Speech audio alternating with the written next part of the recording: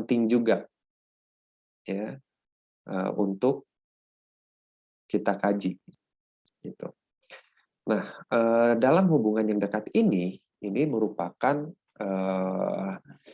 relasi antara orang-orang yang ditandai dengan adanya cinta juga, bagaimana perhatian, ya, kemudian juga komitmen. Tadi adanya nilai-nilai, kemudian juga bagaimana keseriusan seseorang untuk menjalin relasi, ya, dan juga keintiman.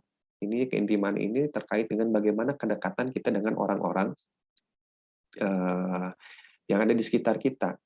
Itu akan mempengaruhi bagaimana hubungan yang dekat, yang nanti juga akan berpengaruh pada bagaimana the self kita, bagaimana juga atribusi yang bisa kita lakukan pada orang-orang terdekat, ya. Dan di mana pada relasi ya yang dibangun itu pasti melibatkan dua komponen, baik itu komponen secara kognitif, ya, kita melakukan penilaian, ada nggak kesamaan antara diri kita, gitu, nilai-nilai diri kita dengan orang terdekat kita, dengan orang-orang yang mungkin menurut kita menarik tadi, itu kan ada penilaian tertentu, gitu ya. Dan kemudian ada nggak variabel afektifnya, tadi ada nggak perasaan keterikatan secara emosionalnya.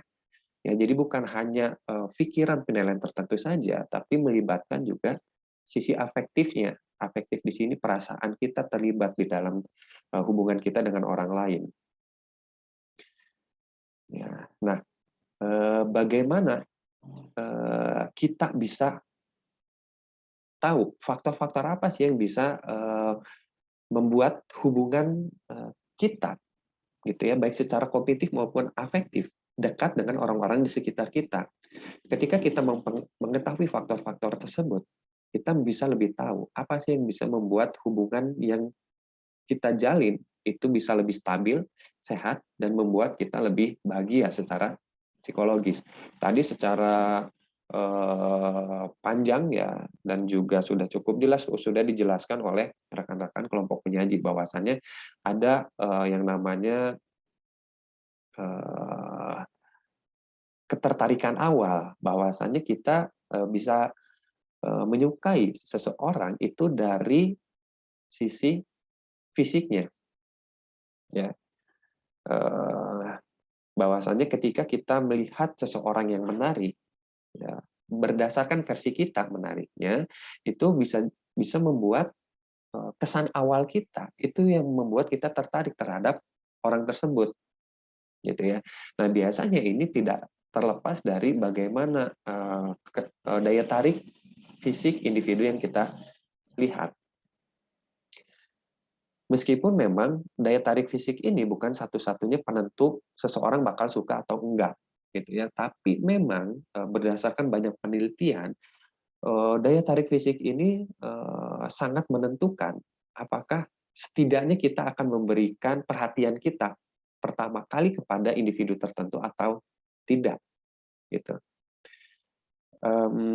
Nah, di sini juga memang menjelaskan bahwasannya daya tarik fisik itu akan memiliki korelasi, gitu ya. Ada penilaian-penilaian positif lainnya bahwasannya ketika kita melihat orang yang secara fisik, gitu ya, memiliki tampilan wajah yang mungkin menarik, gitu ya, ataupun tampilan wajahnya itu menunjukkan karakteristik wajah yang mungkin memiliki sifat-sifat tertentu, ya, itu kita bisa melakukan penilaian bahwasannya wah kayaknya orang ini ramah ya, kayaknya orang ini baik, gitu ya, atau kayaknya dari tampilannya ini kelihatannya orangnya cerdas dan lain sebagainya. Nah, itu kita dari tampilan fisiknya saja ada atribusi-atribusi yang bisa kita lakukan penilaian, maka dari itu membuat kita tertarik, kita suka, gitu ya.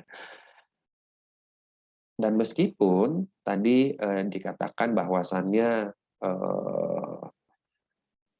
konsep menarik tiap orang berbeda, bahkan secara gender pun tadi sempat dijelaskan bahwa ketertarikan pada gender fisik secara laki-laki ataupun perempuan, gitu ya, itu bisa jadi beda. Penelitian yang sudah dilakukan menunjukkan bahwasannya eh, ini tidak berlaku umum ya, tapi berdasarkan penelitian menunjukkan bahwa laki-laki lebih tertarik pada wanita yang memiliki tampilan fisik yang baik.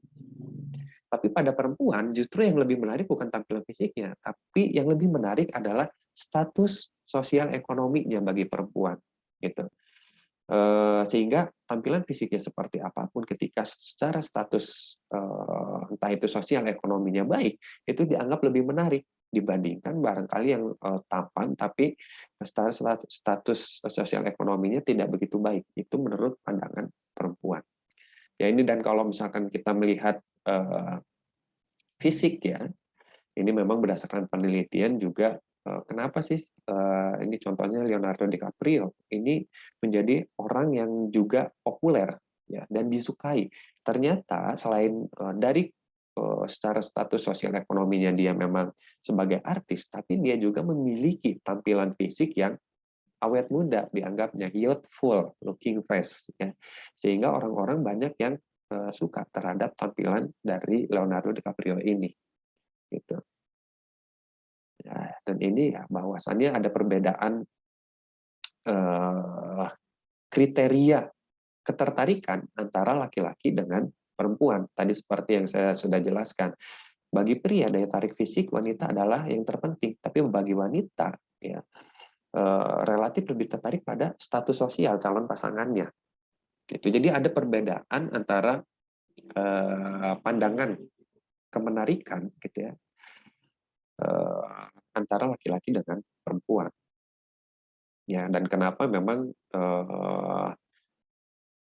daya tarik fisik ini menjadi penting gitu ya, karena kita sebagai orang yang melihat itu menganggap bahwa kita bisa memberikan satu penilaian tertentu pada orang yang menarik secara fisik, bahwasannya barangkali mereka secara penghargaan terhadap dirinya sendiri itu mereka baik, mereka menghargai diri sendiri gitu, mereka bisa merawat dirinya, sehingga ketika kita berada di dekat orang yang menarik secara fisik, itu menyenangkan buat kita. Ada efek secara sosial bagi kita. Selain menyenangkan untuk secara personal, ternyata ketika kita berada di tengah-tengah orang yang lebih menarik, itu sifatnya menular. Menarik itu sifatnya menular. Menular ini maksudnya seperti apa? Ketika kita berada di antara orang-orang yang menarik, bisa jadi membuat kita juga menjadi orang yang menarik. Gitu ya. Kenapa? Karena sifatnya ada pembelajaran asosiasional. Ya, kalau rekan-rekan sudah pernah mempelajari bahwa ketika satu stimulus disandingkan dengan stimulus lain yang juga kuat, itu sifatnya bisa menular. Jadi ketika kita berada di satu lingkungan yang menarik, itu juga bisa membuat diri kita dinilai menarik juga, karena kita berada di lingkungan tertentu. Ya. Nah, di sini juga hubungan ya seseorang, bahwasannya bukan hanya dari sekedar daya tarik fisik, tapi juga bagaimana orang-orang itu bisa menyukai gitu ya dan bergaul dengan orang-orang tertentu juga karena adanya similarity, kesamaan.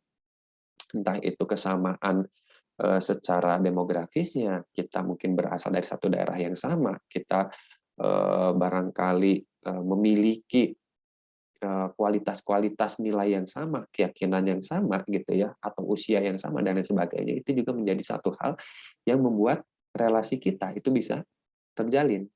Loh, kenapa kesamaan itu akan membuat kita lebih mudah untuk berinteraksi dengan orang-orang tertentu? Ya karena itu selain akan mendukung konsep diri kita gitu ya, kita seolah-olah ada social support, dukungan sosial dari orang-orang yang sama dengan kita. Ya, bahwasannya ketika kita menyampaikan satu statement tertentu, kita didukung oleh orang yang memiliki pandangan yang sama, gitu. Kemudian ketika kita memiliki hobi tertentu, kita didukung untuk melakukan hobi yang sama, ya. Sehingga ini akan mendukung juga bagaimana kita menciptakan konsep diri kita, bahwasanya oke, saya memiliki konsep diri seperti ini, the self saya seperti ini, dan dengan the self saya seperti ini, saya diterima oleh orang-orang yang ternyata sama juga dengan saya. Nah, maka dari itu di sini menemukan kesamaan bagi lingkungan di sekitar kita itu menjadi sesuatu yang penting, karena kita juga akan merasa self esteem kita, harga diri kita itu akan meningkat juga, gitu ya. Dan kemudian juga selain kesamaan tadi dari demografis, nilai-nilai, juga ada kesamaan dari masalah status, ya, bahwasannya status yang individu miliki itu bisa menarik individu-individu lain yang memiliki status sosial yang sama juga, gitu. Sehingga sumber daya yang kita miliki, ya, itu diibaratkan sebagai status yang kita miliki, entah itu sumber dayanya berupa pengetahuan yang kita miliki, kecerdasan yang kita miliki, gitu ya, maupun secara status sosial atau kekayaan, sumber daya yang kita miliki tersebut, gitu, itu akan menarik orang, ya, orang-orang lain yang juga memiliki sumber daya yang sama, gitu, dengan diri kita. Itu makanya ada istilah social exchange, pertukaran sosial, ya, di situ. Ada daya tarik dari sumber daya yang memungkinkan orang untuk menarik orang lain dengan sumber daya yang dimiliki. Dan juga ada proximity, ya, kedekatan. Ya, ini juga menjadi satu hal yang unik, bahwasannya kita bisa melakukan satu relasi dengan orang-orang, gitu ya, karena adanya faktor kedekatan. Kedekatan secara jarak, ya. Bukan hanya ada kesamaan, tapi ada kedekatan juga secara jarak dengan diri kita. Itu bisa meningkatkan bagaimana rasa suka kita terhadap orang lain, karena ada yang namanya prinsip proximity liking, menyukai karena ada faktor kedekatan. Contohnya saja di sini ketika di dalam sebuah penelitian, gitu ya, ditemukan hasil bahwa siswa yang duduk bersebelahan di kelas lebih cenderung menjadi teman, gitu ya, menjadi teman dekat, bahkan ketika tempat duduknya itu tidak ditentukan oleh individu tersebut, tapi ditentukan oleh instruktur atau si gurunya, gitu. Jadi istilahnya bukan hanya karena diri kita sendiri yang memang menentukan saya akan bergaul dengan siapa, saya mempunyai kesamaan dengan siapa, tapi ternyata lokasi dan kedekatan kita dengan seseorang pun itu bisa menjadi penentu juga. Kita berteman, kita jadi suka sama individu tersebut, gitu ya.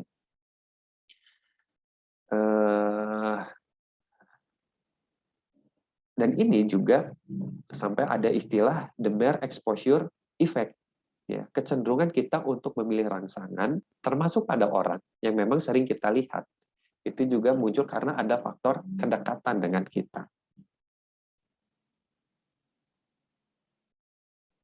Ya, dan ini yang tadi affect and attraction, ya, bagaimana affect di sini adalah suasana hati, gitu ya, dengan ketertarikan kita, bahwasannya bisa jadi ketika suasana hati kita sedang baik, suasana hati kita sedang senang, kita juga bisa menilai orang-orang di sekitar kita itu, kita cenderung lebih menyukai orang-orang yang ada di sekitar kita, gitu.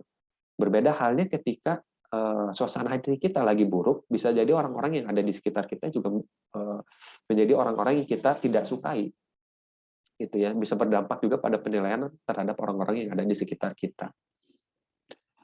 Ya, dan poin pentingnya ini sebagai rangkumannya, ya, silakan rekan-rekan baca sendiri saja. Ya, dan ini bagaimana hubungan yang terjalin, ya, antara suka dan mencintai di sini bisa berdampak pada waktu yang lama. Bahwasannya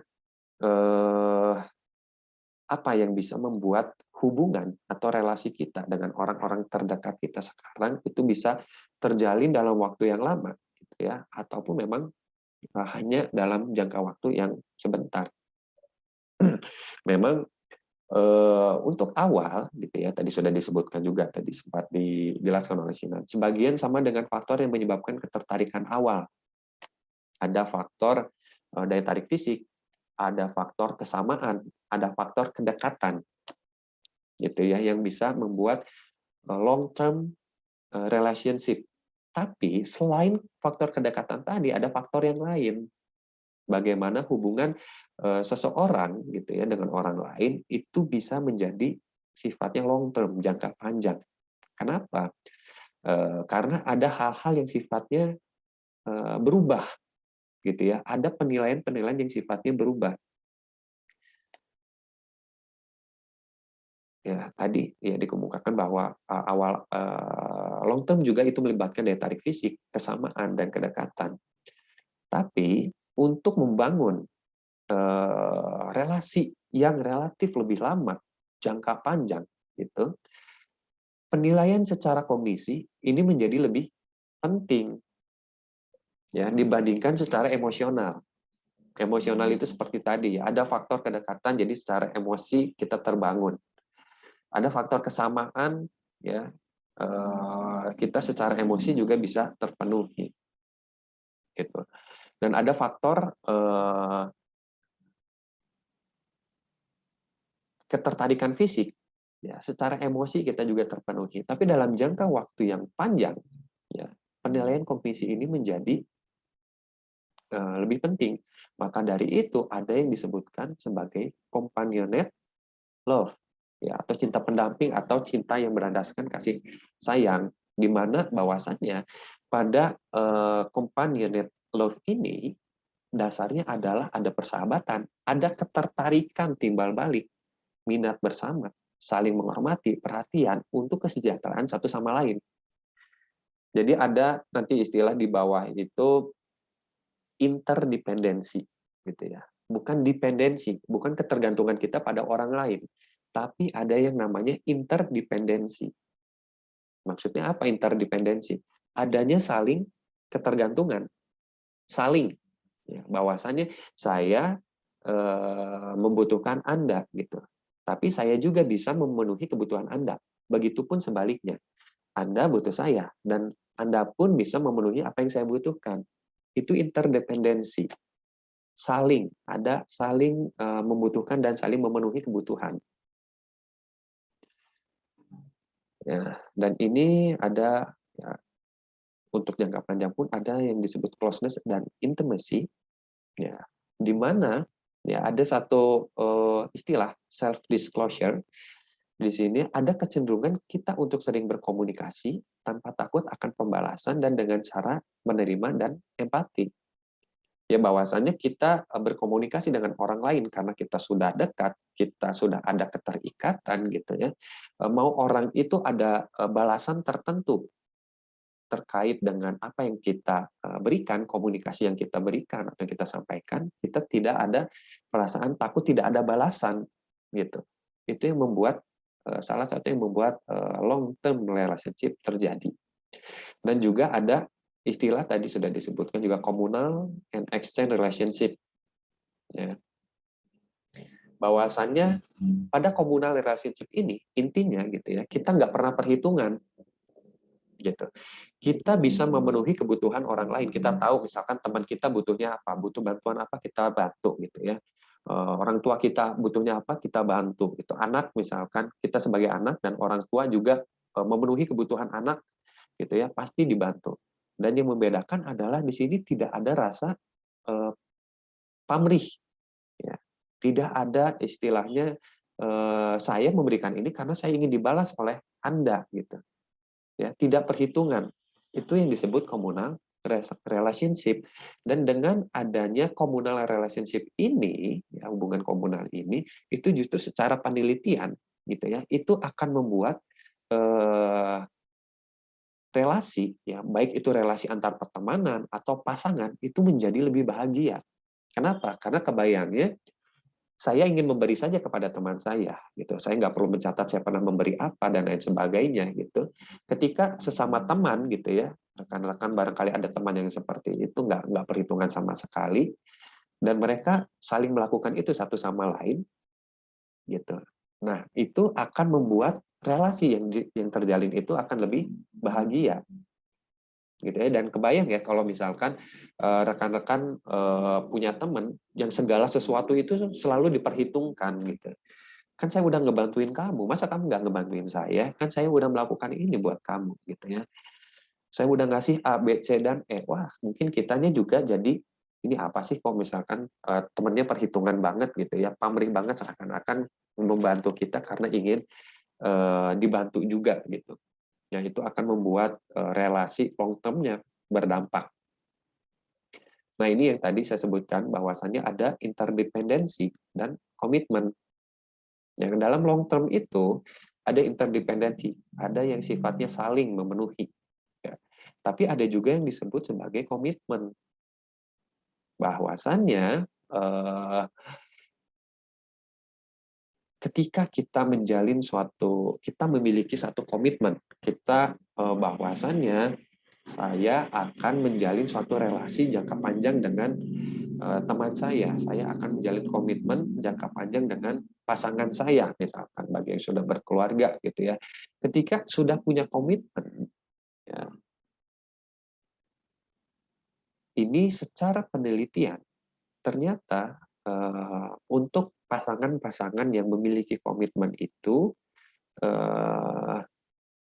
tidak mudah terjadi yang namanya putus, gitu ya. Bahkan cenderung long term relationship-nya ini terjalin begitu lama. Dan salah satu kenapa tadi ada juga yang membuat ada penelitian juga yang menunjukkan bahwa kenapa orang-orang remaja atau dewasa muda gitu ya, mereka relatif lebih mudah putus gitu. Itu dikarenakan salah satu yang mengakibatkannya adalah mereka belum punya komitmen. Ya kebayang ya, misalkan ada remaja gitu ya yang mungkin pacaran gitu istilahnya pada saat usia mereka 17 atau 18 tahun. Ya apakah mereka sudah punya komitmen untuk misalkan oke, nanti komitmennya kita mau tinggal di mana, atau kita komitmennya mau nikah di mana gitu ya, atau komitmennya nanti kita punya anak berapa ya, komitmennya nanti pembagian hasil kerjanya seperti apa dan lain sebagainya. Itu belum juga terbentuk terkait komitmennya ya. Yang biasanya terbentuk pada cinta yang dialami oleh dewasa muda adalah lebih ke arah emosionalnya yang terpenuhi. Oh, ada yang perhatian sama saya gitu. Tapi komitmennya belum terbentuk. Itu yang mengakibatkan salah satu yang mengakibatkan mereka sering mengalami putus gitu ya. Oke, dan ini terkait dengan apa itu cinta. Ya, dan cinta ini bisa dibahas melalui sesuatu yang ilmiah gitu ya. Jadi bukan hanya sifatnya subjektif di dalam diri kita. Sifatnya bisa terukur juga loh variabel cinta itu gitu ya. Dan kalau tadi pertanyaannya gimana kita cara tahu terkait dengan rasa suka gitu ya, liking or loving. Nah, itu sebetulnya bisa diukur. Hal yang paling mudah adalah kalau rekan-rekan pernah mengisi kuesioner tertentu, seberapa suka Anda dengan produk tertentu misalkan. Produk pakaian tertentu. Berikan penilaian Anda dari skala 0 sampai 10. Kan Anda bisa menilai, ya, rekan-rekan di sini bisa menilai seberapa suka sih Anda terhadap produk tersebut. Oh, kayaknya penilaian saya misalkan terhadap produk yang saya pakai, pakaian yang saya sukanya barangkali sampai 7. Oh, ternyata untuk produk yang lain saya sukanya cuma sampai 3. Itu kan bisa ada penilaian secara subjektif, secara lebih objektifnya. Ada penilaian yang terukur. Oh, ternyata rasa suka saya kalau skala 1 sampai 10 itu ada di 7 ya terhadap produk tertentu. Ya sebetulnya sama saja gitu ya terkait skala rasa suka. Begitu pula dengan cinta. Gitu ya. Kalau misalkan kita berbicara terkait dengan variabel cinta, ini kan sudah ada teorinya. Tadi juga sudah dijelaskan. Ada teori terkait triangular model of love ya dari Robert Sternberg, di mana dari teori ini ada 3 konsep utama. Ya, ada 3 dimensi utama, intimasi, passion, dan komitmen. Dari intimasi, passion, dan komitmen ini diturunkan lagi menjadi indikator-indikator yang lebih spesifik. Dari indikator yang lebih spesifik, ini bisa mengungkapkan seberapa besar cinta kita gitu ya. Sama halnya kayak kuesioner yang pernah saya berikan terkait dengan self-efficacy ya di minggu-minggu sebelumnya tuh.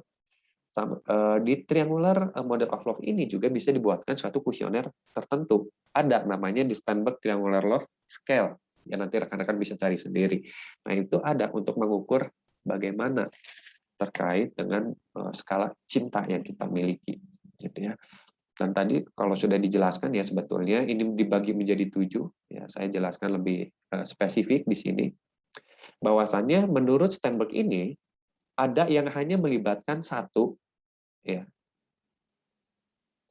dimensi saja, ya, atau satu komponen saja, misalkan cuma liking gitu ya, atau cuman passionnya saja, cuman intimasinya saja, cuman passionnya saja, atau cuman komitmennya aja, atau ada juga yang menjadi 2 dimensi atau 2 komponen antara passion dan komitmen, antara passion dengan intimasi, atau antara intimasi dan komitmen, ya, atau ada juga yang dianggap sebagai cinta yang ideal gitu ya, itu melibatkan ketiga-tiganya, ada passion, ada komitmen, ada intimasi, gitu. Ya, di sini ada contoh-contohnya.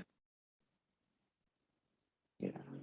Kalau misalkan kita cuma satu komitmen, yaitu melibatkan komponen intimasi. Ya, intimasi di sini kedekatan, yaitu disebut sebagai liking. Ya, kalau liking ini karakteristiknya ya ada perasaan kedekatan, ada pengertian, ada secara emosional support, gitu ya, kasih sayang. Nah, ini contohnya kalau kita hanya melibatkan satu komponen saja, yaitu komponen intimasi, itu adalah contohnya hubungan pertemanan di antara rekan-rekan. Kalau rekan-rekan punya teman gitu ya, ya teman yang biasa gitu, itu ada yang namanya komponen intimasinya saja, kedekatannya saja, gitu ya. Di sini nggak ada yang namanya passion, passion ini hasrat, ya, atau komitmen jangka panjangnya nggak ada ketika hubungan pertemanan ini terjalin. Dan kalau misalkan hanya passionnya saja, ya passion ini hasrat, itu disebut sebagai infatuation, di mana pada passion ini cuman melibatkan ketertarikan secara fisik dan seksual saja, gitu ya. Nah ini yang rekan-rekan barangkali pernah mengalami ya, yang namanya cinta pada pandangan pertama, gitu ya. Gitu. Oke, saya ngelihat orang ganteng atau saya ngelihat perempuan cantik, gitu misalkan. Nah itu yang muncul adalah passionnya. Ya. Cinta akan karakteristik secara fisiknya saja atau secara lawan jenis gitu ya. Nah ini cinta dengan tipe ini bisa dengan cepat hilang gitu ya karena nggak ada yang namanya komitmen dan kedekatan emosional. Itu yang namanya infatuation. Dan ada juga yang namanya empty love. Cuman ada komitmennya aja. Oke, saya berkomitmen tapi saya nggak ada yang namanya ketertarikan fisik, nggak ada juga yang namanya kedekatan. Ini biasanya bisa terjadi pada awal suatu pernikahan yang biasanya karena perjodohan gitu. Jadi betul-betul ya udah saya hanya untuk berkomitmen menikah dengan Anda, tapi untuk rasa kedekatan saya belum ada. Hasrat secara fisik juga belum ada. Kenapa? Karena ya baru ketemu saya langsung dijodohin gitu ya. Sehingga di sini baru semacam komitmennya saja yang berlangsung gitu. Atau pula ini bisa terjadi pada pasangan ya yang secara hubungan pernikahannya itu terganggu ya, atau hancur dalam istilah lainnya, tapi harus bertahan demi anak. Ya, jadi kebayang kalau bahasa Sundanya mah ada hubungan pernikahan yang sifatnya awet terajet gitu. Ya. Secara kualitas hubungan nggak ada yang namanya perasaan kedekatan antara suami dan istri. Begitu juga nggak ada yang sifatnya passion, udah nggak ada lagi hasrat ketertarikan secara fisik atau seksual antara suami dan istri tersebut. Yang ada apa? Saya cuma kasihan sama anak saya kalau anak saya kalau orang tuanya bercerai. Komitmennya hanya sebatas untuk menjaga si anak gitu. Tapi liking dan infatuation-nya tidak ada. Nah, itu yang bisa terjadi ketika hanya komitmen yang ada, empty love. Itu satu komponen ya. Kalau 2 komponen yang bisa muncul, ini ada yang namanya romantic love. Romantic love ini terdiri dari intimasi dan passion. Intimasi ini ya tadi ada kedekatan dan juga ada hasrat. Ya, dan ini seringkali muncul sering dimiliki gitu ya oleh remaja mungkin yang memiliki sahabat lawan jenis gitu ya. Ini seringkali bisa muncul adanya romantic love gitu ya. Ada ketertarikan secara fisik ya, dan juga ada kedekatan dengan orang tersebut. Ya, kemudian ada, tapi belum ada komitmen di sini ya, sehingga memang seringkali yang tadi bisa jadi seringkali putus karena memang belum ada komitmen. Ada berikutnya juga companionate love. Nah, companionate love ini ya gabungan antara intimasi dan komitmen. Ini kedekatan ada, ya komitmen untuk terus bersama juga ada. Contohnya apa? Ini adalah ketika hubungan antar anggota keluarga. Ya memang secara ketertarikan fisik atau seksual pasti tidak ada ya dengan keluarga gitu. Tapi yang terbangun adalah bagaimana kedekatan dengan orang tua, kedekatan dengan kakak, adik gitu, dan komitmen untuk terus bersama. Misalkan bersama memang karena tinggal satu rumah gitu ya dan lain sebagainya. Dan kemudian ada fatuotus love, dan ini adalah gabungan antara passion dan komitmen, yang dimana pada karakteristiknya ini ada ketertarikan secara fisik, secara seksual, dan ada komitmen juga. Ya, tipe seperti ini ya, kalau di luar negeri ya ini bisa ditemui pada pasangan yang berkomitmen hanya berdasarkan ketertarikan seksualnya saja, gitu. Ya. Kan seringkali di luar negeri itu menikah itu setelah mereka memang memiliki hubungan tertentu. Gitu. Kalau di kita nikah dulu baru ada misalkan hubungan intim antara suami istri gitu dan lain sebagainya. Tapi di luar itu bisa tidak terjadi untuk pernikahan resminya. Ya mereka bisa tinggal bersama, memenuhi kebutuhan secara fisik gitu ya. Tapi mereka tidak berkomitmen untuk menikah. Itu bisa terjadi di luar. Ya. Dan kemudian ini tipe cinta dengan 3 komponen yang dianggap sebagai hubungan yang ideal, ya ideal antara pasangan, terutama pasangan suami istri, gitu ya. Bahwasannya memang ketiga komponen tadi, baik itu passion, ya ketertarikan secara fisik atau seksual, ada komitmen dan kedekatan secara emosional itu terjalin.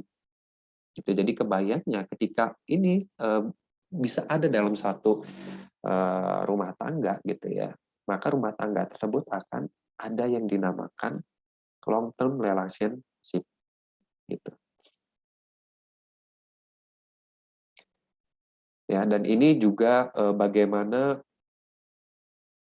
cara pasangan atau kita berhubungan satu sama lain itu juga bisa dipengaruhi oleh attachment style ya, atau gaya keterikatan atau kelekatan. Ya, ini gaya keterikatan atau kelekatan ini adalah bagaimana perbedaan individu dalam cara orang berhubungan dengan orang lain dalam hubungan dekat. Ya, baik itu ketika berinteraksi dengan orang tua, teman-teman, dan pasangan. Ini sebetulnya gaya keterikatan ini sudah kita pelajari semenjak kita dalam masa anak-anak. Ya. Sehingga ini akan menumbuhkan gaya keterikatan yang sifatnya sehat atau tidak. Nah, ini ya tadi juga sudah sempat dijelaskan bahwasannya ada 4 gaya keterikatan. Ada yang sehat itu aman, gitu ya. Gaya keterikatan yang aman. Ada yang cemas atau ambivalen. Ada yang menghindar, avoidance, atau ada yang gaya takut menghindar. Ya. Tapi core-nya adalah ada pada tabel ini. Ya.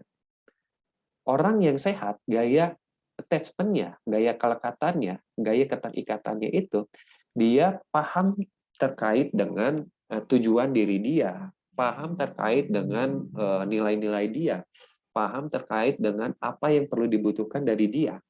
Tapi juga dia paham apa yang dibutuhkan oleh orang lain, gitu. Apa yang memang bisa dia berikan kepada orang lain, sehingga pemenuhan untuk self and others-nya itu seimbang. Ya, sehingga ini dikatakan sehat secara perasaan.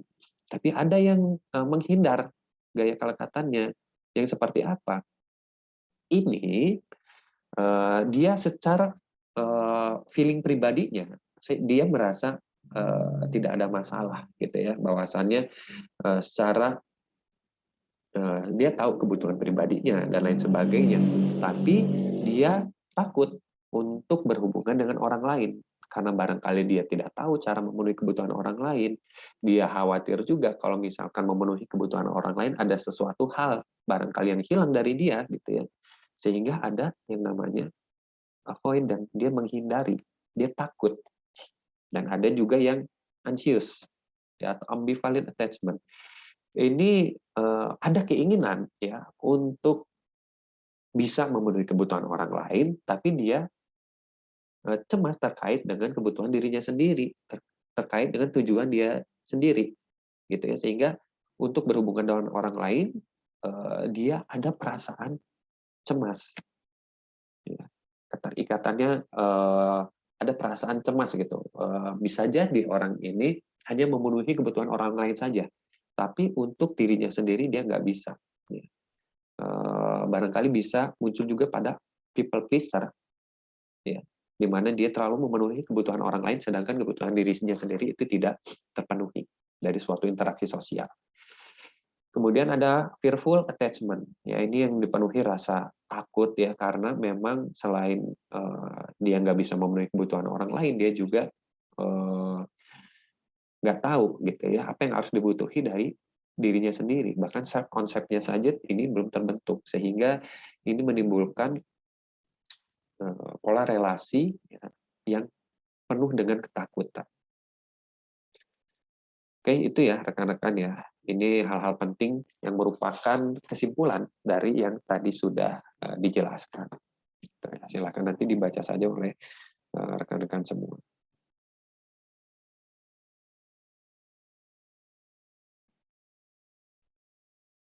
Oke, sampai sini ada yang mau ditanyakan? Silakan rekan-rekan. Bapak izin bertanya. Ya, Salman Nur Aziza. Suka banyak yang bilang cinta sama benci itu beda tipis. Kenapa sih Pak cinta sama benci itu disebut beda tipis? Terus cinta itu perasaan atau emosi? Begitu Pak. Makasih.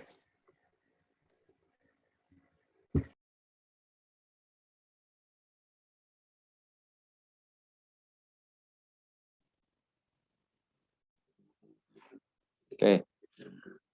Cinta sama benci itu beda tipis. Siapa yang bilang ini? Banyak orang yang bilang Pak. Oke ya. Cinta sama benci itu beda tipis karena sebetulnya gitu ya, ketika kita mencintai atau kita membenci, dua-duanya itu sama-sama memberikan satu perhatian tertentu.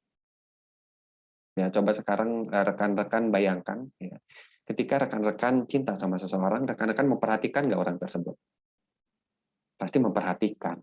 Gitu. Apa yang dia sampaikan, ketika dia ngomong, tampilannya seperti apa. Rekan-rekan juga coba bisa bandingkan dengan orang-orang yang rekan-rekan benci. Rekan-rekan perhatikan nggak? Pasti saya yakin memperhatikan juga tuh. Ya. Ketika mungkin orang itu, kok ngomongnya ngeselin banget ya. Udah tahu ngeselin, tapi diperhatiin lagi sama kalian gitu. Kok dandanannya menor banget gitu ya. Udah tahu menor, diliatin lagi gitu kan. Ya istilahnya kenapa beda, sering kali dibedakan, barangkali istilahnya beda tipis ya. Sebetulnya dua hal itu sama-sama kita perhatikan, sama-sama memberikan attention buat diri kita. Ada penilaian ya. Yang beda tipisnya itu apa? Hanya dampak pada diri kitanya. Yang satu barangkali memberikan dampak positif gitu ya, kita menjadi bahagia gitu, sedangkan yang satu membawa dampak emosi yang negatif pada diri kita gitu ya, entah itu sedih, marah gitu kan. Nah itu sebetulnya jadi kalau misalkan ada beberapa pendapat yang mengatakan bahwa lawannya cinta itu bukan benci sebetulnya, tapi lawannya cinta adalah ketidakpedulian. Ya. Karena ketika kita merasa cinta pada seseorang, kita peduli terhadap orang itu. Tapi ketika kita benci, kita juga masih ada kepedulian. Salah satu bentuk kepeduliannya adalah kita tetap memperhatikan. Tapi ketika kita tidak peduli sama sekali, ya berarti itu yang sebetulnya lawan dari cinta. Kita betul-betul sudah tidak mempedulikan. Itu tidak ada cinta namanya. Ya sama kayak keluarga yang mengabaikan barangkali anaknya, gitu ya. Bukan membenci itu. Mengabaikan itu artinya tidak ada cinta. Berarti tidak ada kepedulian. Gitu ya. Kalau misalkan pertanyaan berikutnya cinta itu perasaan atau emosi, jawabannya apa? Rekan-rekan sudah belajar mengenai ilmu pernyataan ya. Sama saya bukan sih? Iya, Bapak. Sama saya ya? Oke. Masih ingat emosi dasar ada apa saja? Marah, bahagia, disgust kalau nggak salah, jijik, Ya. sama lupa lagi, Pak. Oke, itu bagian besarnya ada yang menyebutkan 5, ada yang menyebutkan 7, ya berbeda teori. Saya masih ingat tadi. Ada juga emosi yang sifatnya campuran, gitu ya. Ada emosi-emosi yang sifatnya campuran, ada emosi-emosi yang dianggap sebagai emosi dasar, gitu. Dan untuk cinta itu ya betul ya perasaan ya emosi juga, gitu ya. Ada perasaan cinta, ada gabungan beberapa emosi yang sehingga itu memunculkan emosi berupa cinta. Hanya ada emosi benci juga gitu. Ada yang sifatnya primer, ada yang sifatnya campuran, gitu ya. Jadi ya masih termasuk juga sebetulnya. Itu Salma Nur Azizah ya. Ya, terima kasih Pak. Oke.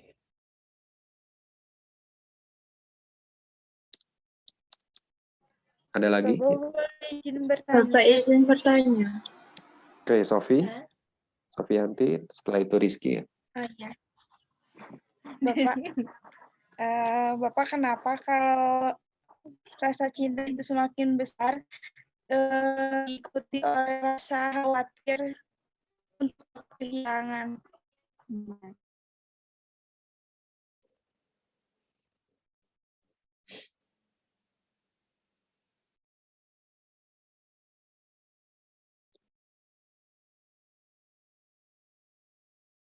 Ya, malah nge-freeze.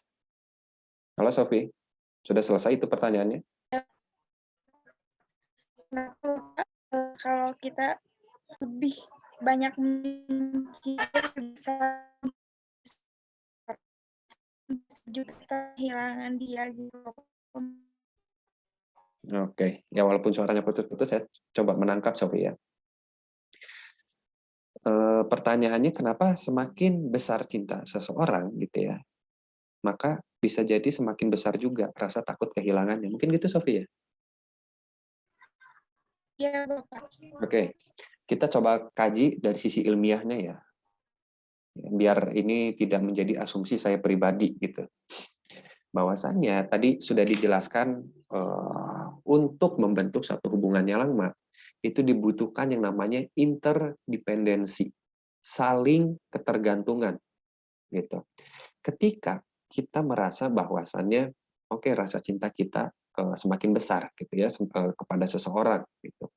Kenapa kita takut kehilangan? Karena ada bagian dari interdependensi tadi gitu.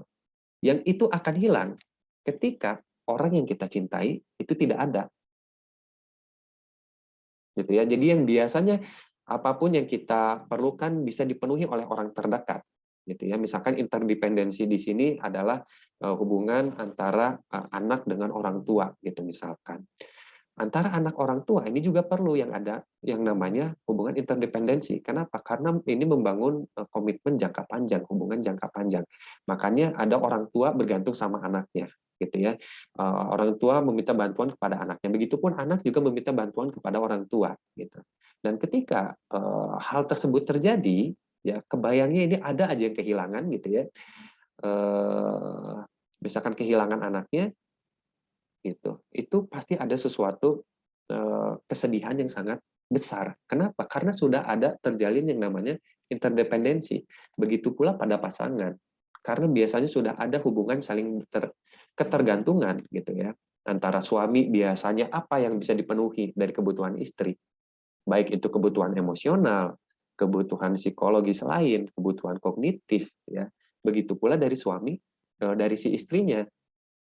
Itu ada interdependensi, ada sesuatu yang selalu dipenuhi oleh istrinya gitu ya. Ketika istrinya misalkan ada, tapi kebayangnya ketika istrinya nggak ada, itu akan semakin ya kebayangnya akan ada kehilangan pemenuhan kebutuhan tadi, entah itu kebutuhan untuk biologis atau secara psikologisnya. Maka dari itu yang akan mempengaruhi kenapa semakin besar cinta seseorang, salah satunya adalah bagaimana interdependensi yang sudah terbentuk, ya, pemenuhan kebutuhannya tadi. Bahwa kalau misalkan ada kehilangan orang tersebut, itu sama halnya kebutuhan yang biasanya dia terpenuhi dari individu tersebut pun akan hilang. Gitu. Makanya biasanya akan semakin ada ketakutan yang semakin tinggi juga. Gitu. Itu Sofia ya. Sofi? Mudah-mudahan terjawab Sofi ya. Kayaknya Sofinya mungkin terlempar ini. Oke, pertanyaan berikutnya. Izin bertanya, Pak. Ya, Rizky. Pacaran, pasangan kita tuh kan nggak nunjukin sikap mereka tuh 100% atau karakter mereka asli.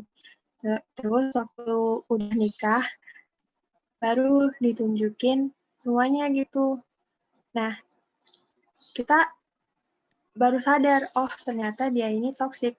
Jadi agar kita tidak terjebak di hubungan yang toksik tersebut, bagaimana cara kita mengetahui kalau kita itu sedang berada di dalam hubungan yang toksik tersebut, Pak? Atau mengetahui pasangan kita tuh sebenarnya toksik? Itu saja, Bapak.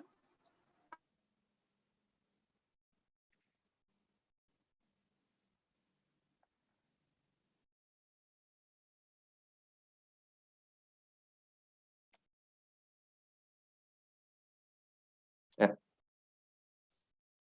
Oke. Ya ini juga penting buat rekan-rekan ya, karena rekan-rekan juga akan memasuki masa-masa di mana rekan-rekan akan menjalin satu komitmen dengan lawan jenis, gitu ya. Pertanyaannya, ya barangkali ini juga banyak kejadian ya. Barangkali ketika awal PDKT, pendekatan gitu, seseorang itu hanya menampilkan manisnya saja, gitu ya, hanya personanya saja, topeng gitu ya. Kalau di dalam psikologi ada istilahnya. Karena apa? Karena ingin dinilai baik oleh calon pasangan, ingin diterima gitu. Ya. Nah,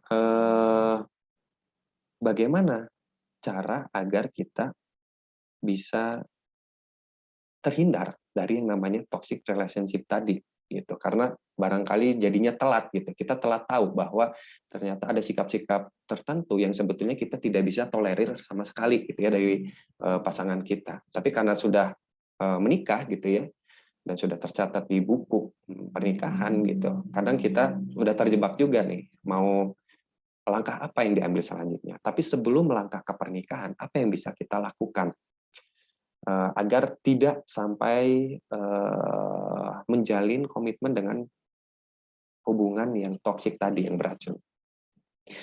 Ini sekarang juga memang banyak dibahas ya, terkait dengan adanya pentingnya ada kegiatan seminar pranikah. Gitu. Nah, seminar pranikah ini juga sebetulnya untuk kita mengetahui bagaimana diri kita, gitu ya, bagaimana diri kita, kemudian juga mengarah pada bagaimana kita mengetahui calon pasangan kita juga itu bisa didapatkan di seminar pranikah. Itu yang pertama, dan yang kedua juga ada ya tes psikologi untuk pasangan yang memang akan menikah gitu. Ya.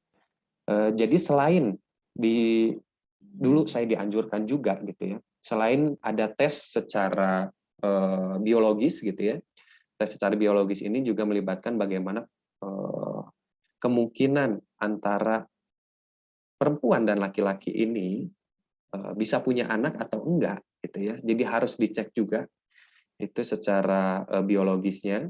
Jadi sama-sama tahu kondisi secara fisik baik laki-laki atau perempuan gitu ya.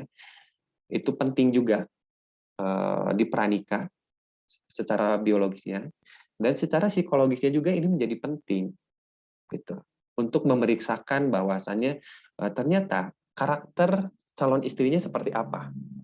Ini karakter calon istrinya itu dari hasil pemeriksaan dengan psikolog atau psikiater profesional gitu ya. Dan karakteristik calon suaminya seperti apa, itu juga menjadi penting untuk dilakukan pranikah. Agar apa? Agar bisa tahu bahwasannya memang sebelum nikah masing-masing pasangan ini sudah mengetahui karakter pasangannya masing-masing, sehingga itu bisa menjadi satu keputusan di awal, apakah saya akan betul-betul nikah dengan orang tersebut atau tidak. Ini kan salah satu bagian dari ta'aruf juga ya, masa saling pengenalan gitu.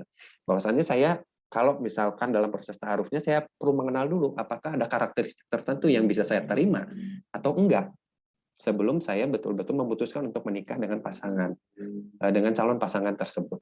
Jadi memang perlu untuk dilakukan pemeriksaan baik secara kondisi fisik ya maupun secara psikologisnya untuk betul-betul memastikan gitu. Itu Rizky ya. Baik Bapak, terima kasih banyak. Ya. Oke. Baik ya. Ini sudah menunjukkan 10.28 ya. Sudah 2 jam setengah kita berdiskusi rekan-rekannya. Kita akhiri saja untuk sesi pertemuan ini ya. Oh, iya tadi saya mau nanya juga nih. Tadi Salwa Aziza dan Salsabilah kenapa masuknya telat banget tadi? Karena Salwa Aziza dan Salsabilah, Mei Giska. Kesiangan, Pak. Kesiangan. Iya, Pak, telat dibangunin. Padahal tadi udah bilang bangunin 7:30, taunya nggak dibangunin, Pak. Ya, untuk kali ini saya tolerir ya. Masih akan saya absen. Tapi untuk berikutnya, ya kita komitmen lagi 15 menit keterlambatan, di atas 15 menit tidak akan saya absen gitu ya. Jadi dianggap tidak hadir. Untuk berikutnya ya diharapkan perhatikan kembali untuk kedisiplinannya rekan-rekan ya. Karena itu juga akan berpengaruh terhadap nilai. Gitu ya. Seringkali sebelum-sebelumnya saya memberikan penilaian gitu buat rekan-rekan, itu bisa dinaikkan dari yang asalnya C+ ke B gitu ya. Dengan syarat kehadiran 100%. Tapi karena kehadiran tidak 100%, itu jadi berkurang gitu ya. Yang harusnya bisa B malah jadi C+, kan sayang banget gitu ya. Maka dari itu optimalkan setiap pertemuan ya, baik kehadiran, keaktifan gitu ya, rekan-rekan sekalian, karena itu sangat berpengaruh sekali terhadap nilai. Oke, gitu saja rekan-rekan ya. Kita ucapkan hamdalah bersama-sama untuk menutup hari ini. Alhamdulillah.